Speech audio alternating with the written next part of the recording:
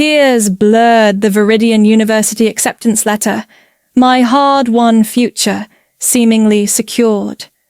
Moments later, my own parents shattered it, declaring my entire $289,000 college fund forfeit to bankroll my perpetually failing brother's latest venture.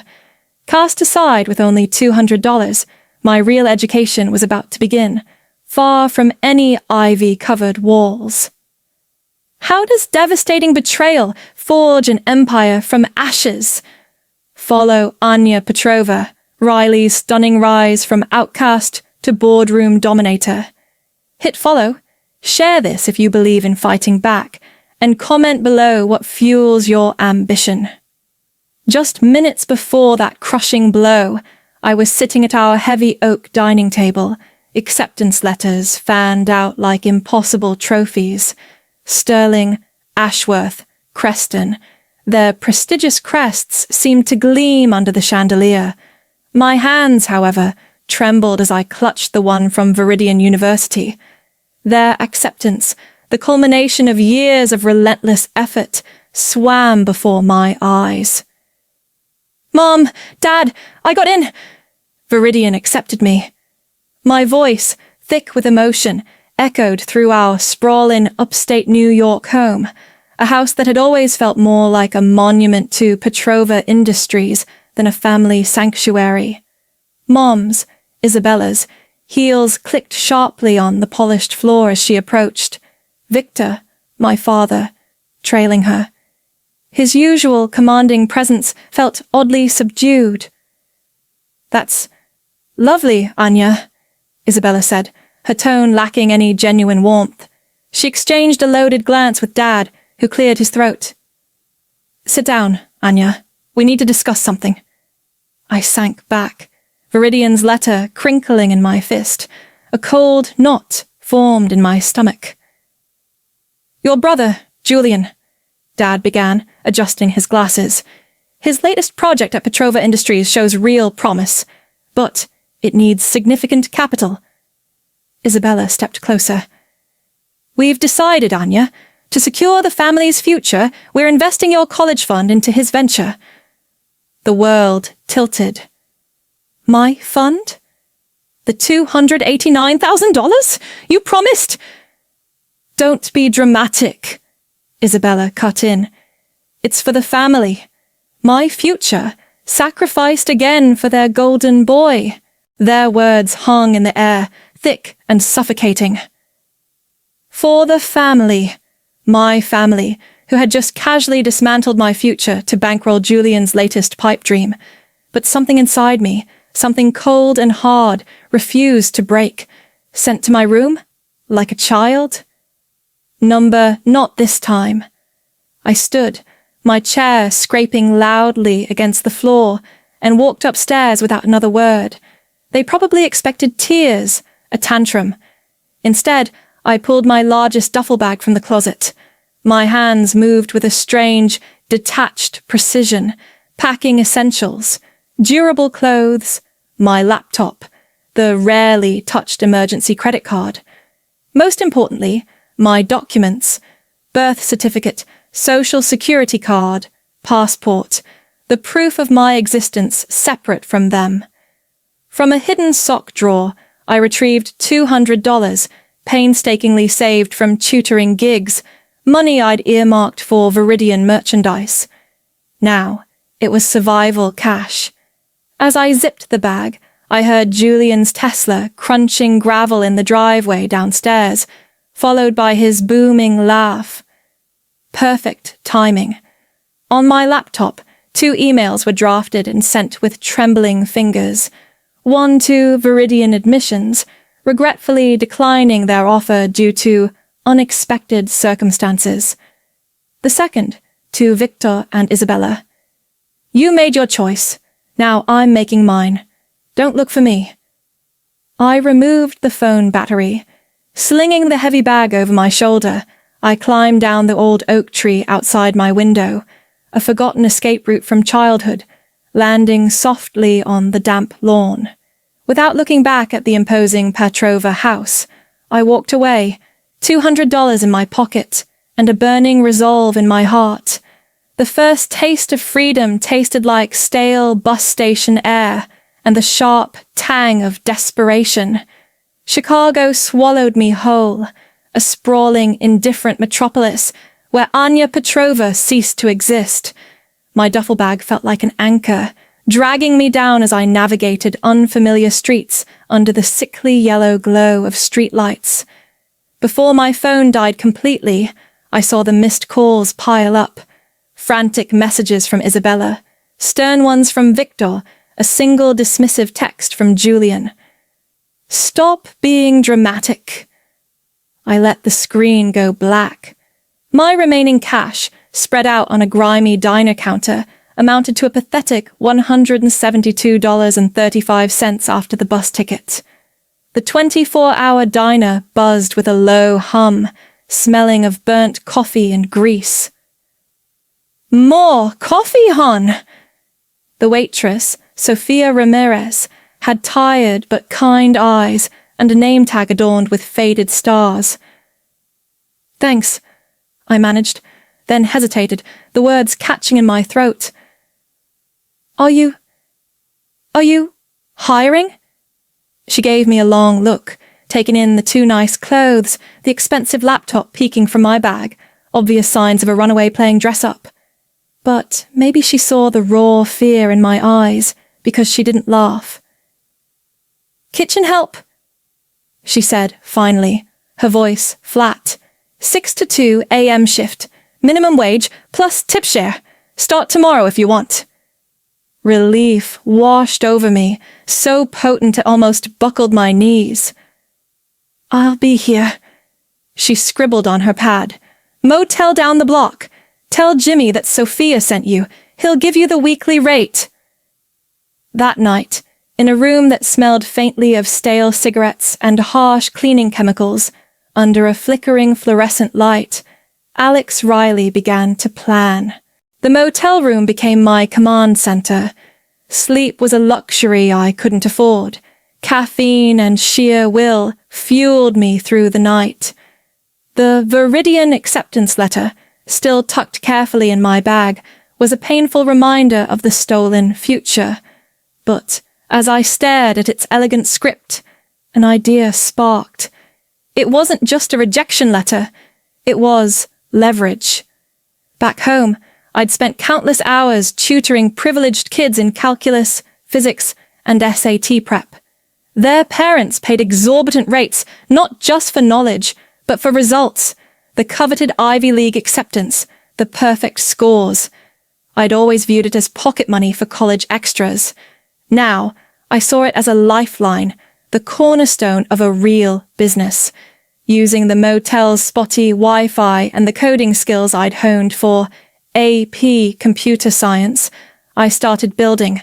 A simple, professional-looking website emerged. The name came quickly: Apex Scholars Group, specialized tutoring and college admissions guidance, founded by Alex Riley, a Viridian University-accepted scholar. The subtle truth felt powerful.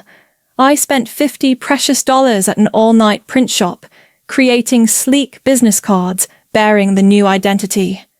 My target was clear: the affluent suburbs surrounding Chicago, filled with families desperate for an edge in the hyper-competitive college race. My first client materialized unexpectedly. A regular at the diner overheard me patiently explaining a complex math problem to Sophia's teenage son during my break. He hired me for his own daughter.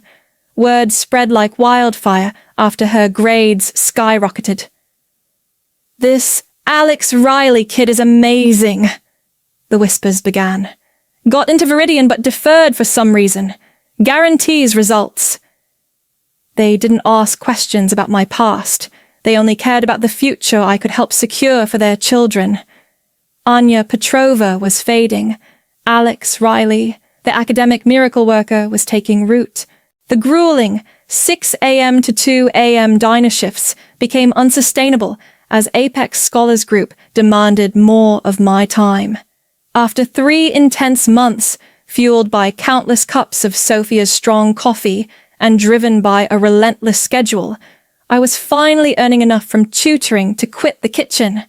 Saying goodbye to Sophia felt like leaving a piece of my fragile new foundation behind, but she just winked. Knew you wouldn't be scrubbing pots forever, kid. Go build your empire.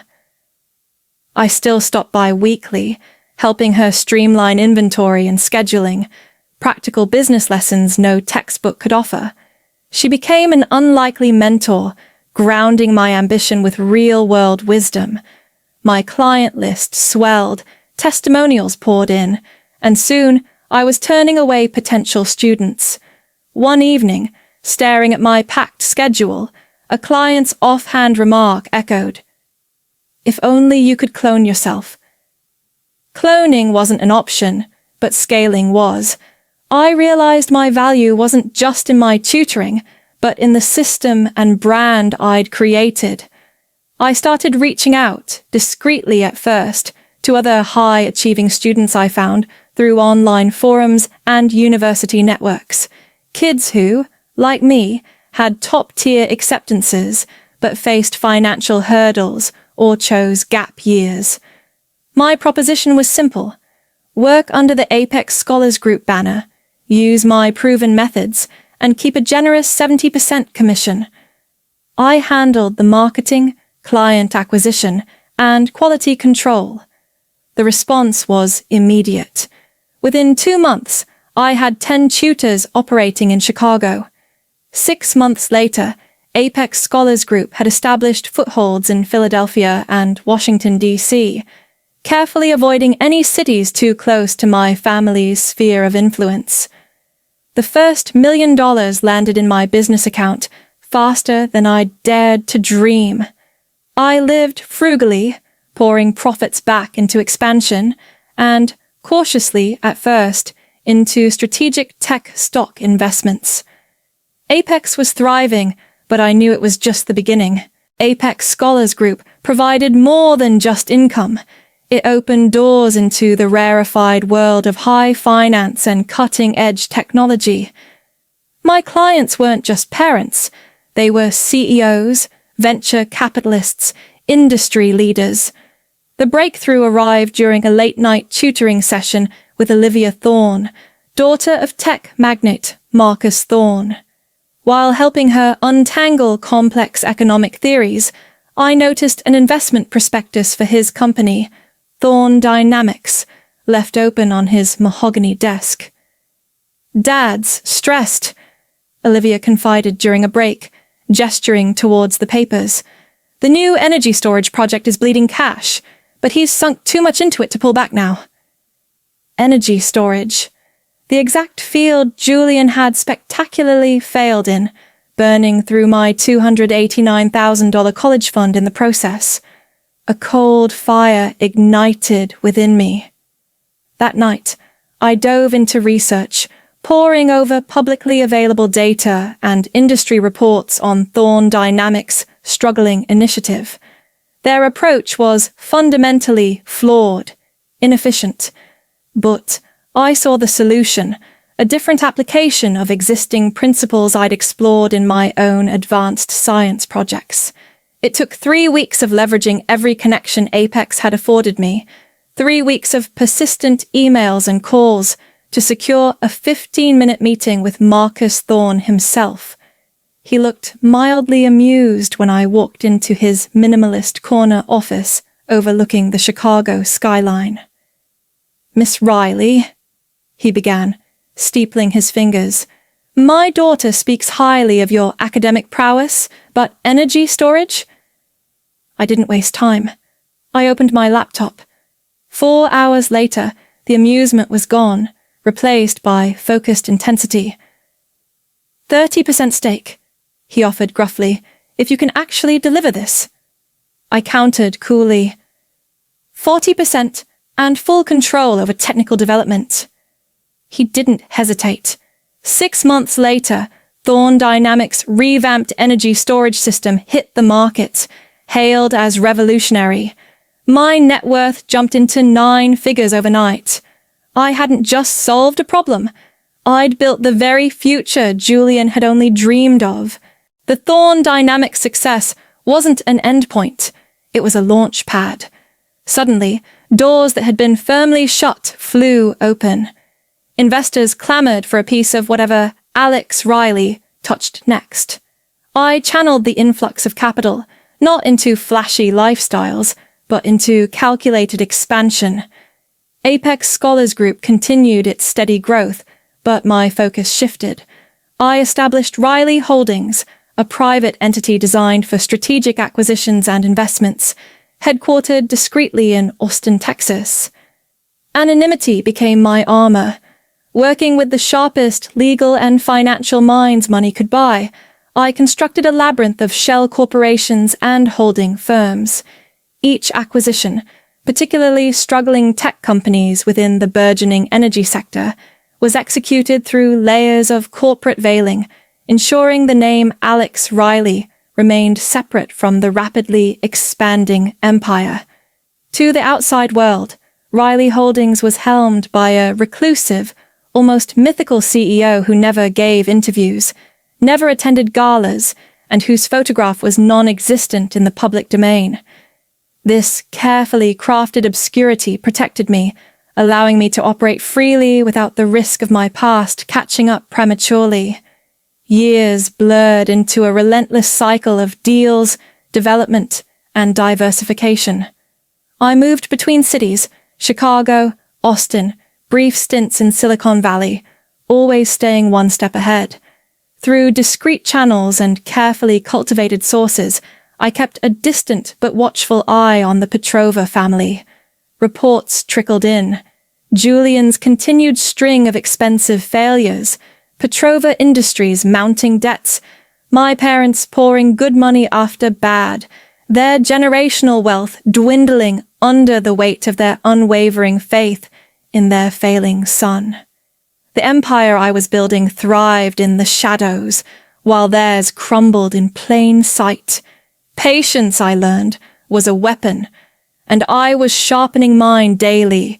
10 years since I'd walked away with nothing but $200 and a burning sense of injustice. Now, I walked back into the polished lobby of Petrova Industries, not as Anya Petrova, the discarded daughter, but as Miss Riley, the enigmatic head of Riley Holdings, their potential savior, and secretly, their largest creditor. The air in the familiar boardroom felt thick with desperation. Victor stood at the head of the table, trying to project authority, but the slight tremor in his hand betrayed him. Isabella perched beside him, her perfectly composed face tight with anxiety. And Julian, my golden boy brother, slouched in his chair, impatiently tapping at his phone, oblivious as ever. They launched into their pitch, a rehearsed plea for a $50 million lifeline, painting a rosy picture of recovery for the hemorrhaging company. I listened patiently, my expression unreadable. When they finished, I didn't offer platitudes. I opened my laptop, mirroring graphs onto the large screen. Your company's significant decline, I stated coolly, my voice even, began approximately 10 years ago. Coinciding. I paused, letting the words land, with a rather substantial $289,000 investment into an unproven energy storage concept. Silence descended. Julian finally looked up, confused. Isabella's manicured fingers stilled.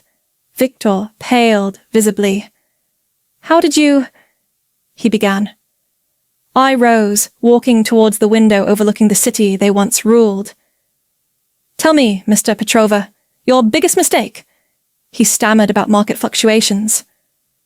No, I cut him off, turning to face their stunned expressions. Your biggest mistake was assuming the daughter you dismissed would simply fade away. The color drained completely from Isabella's face. Julian dropped his phone with a clatter. Victor's eyes widened in dawning, horrified recognition. Anya? I allowed myself a small, cold smile. Hello, Dad. Mom, Julian. It's been a while. Impossible! Julian sputtered, scrambling upright. You're Alex Riley. It's Anya Petrova Riley now, I corrected calmly, sinking back into my chair, savoring their collective shock. Legally changed. Not that you'd know. Isabella found her voice, laced with disbelief. Darling, we tried to find you. No, I cut her off, my tone hardening. You made a few half-hearted calls, decided I was being dramatic, and assumed I'd crawl back when the money ran out. I turned my gaze to Julian. Speaking of money, how did that revolutionary energy storage tech work out? The one you needed my $289,000 for? He flushed crimson. Unexpected complications. Funny, I interrupted, pulling up schematics on the screen, because Thorn Dynamics, a Riley Holdings subsidiary, seems to have solved those complications quite profitably. Victor's business instincts finally overrode his shock. You own Thorn Dynamics? Among other things, I confirmed, adding, including roughly 40% of Petrova Industries' outstanding debt. Their world visibly crumbled. What do you want? Julian demanded, voice cracking. Revenge! I almost laughed. No, brother dear, I want to fix what you broke. I laid out my offer, a full bailout, integration with Thorn Dynamics tech. Then came the conditions. 1. Julian is out, completely. 2. You and Mom retire, effective immediately. And 3. I met my father's eyes.